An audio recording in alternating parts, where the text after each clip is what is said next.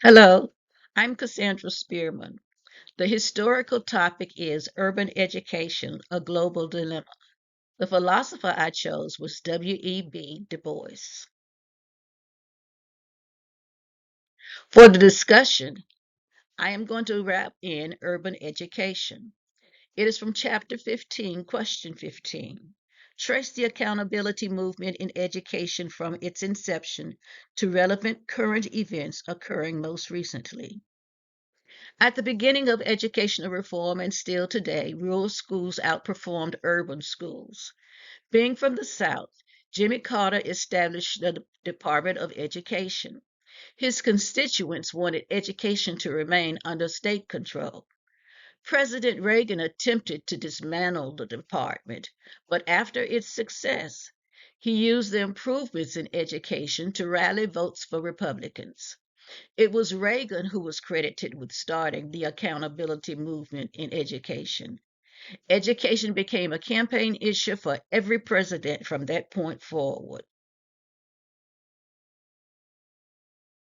In Cormer's article, Technology as a Facilitator in the Learning Process in Urban High Needs School 2022, he addressed the dilemma that teachers do not understand how to use technology. He argued that technology would allow classrooms to build student centered classrooms and build critical thinking skills. Besides providing technology for students, it's expensive for school districts to offer teacher centered training for one grade level in one subject. Professional development cannot occur in one day. Educators must experience the process several times on different grade standards. Confronting the Contradictions, an analysis with special reference to London, written by Grace, 2006. The school districts in London stereotyped two races because of their low test scores. They were the Asians and the African Caribbeans. They commissioned two studies by different companies. The results proved that the immigrants were intelligent. Metropolitan cities are hubs for musicians, poets, orators, and other creative and critical thinking intelligence.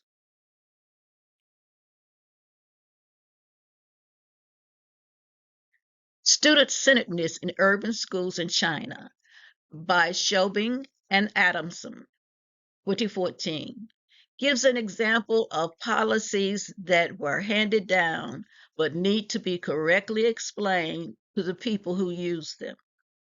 The People's Republic of China grew economically strong in the urban areas by partnering with fast food restaurants. The Commission adopted the student centered approach and forced its schools to use it. China's traditional method of teaching is teacher centered. Implementing this educational reform was met with a lack of understanding. W.E.B. Du Bois is the chosen philosopher of study. Judging by the title of several of his books on the Black church, it was expected to be a spiritual enlightenment, but it wasn't. Du Bois believed the talented tenth should be educated. It is not easy for Du Bois to convey a philosophy that embodied all his thoughts. He followed the principles of Karl Marx and became a communist to find democracy. After his Pan African experience, he published his views on universal for university, or education for all.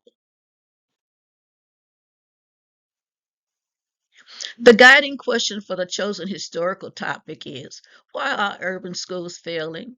This research focused on the educational movement to improve urban schools.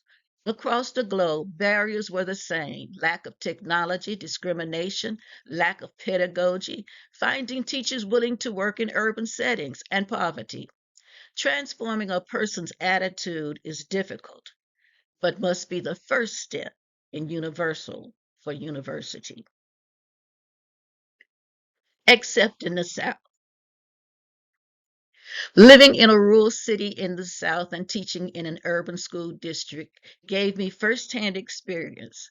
There has been a gap in Northern and Southern education for a long time. Plantation owners focused on cotton crops rather than schooling.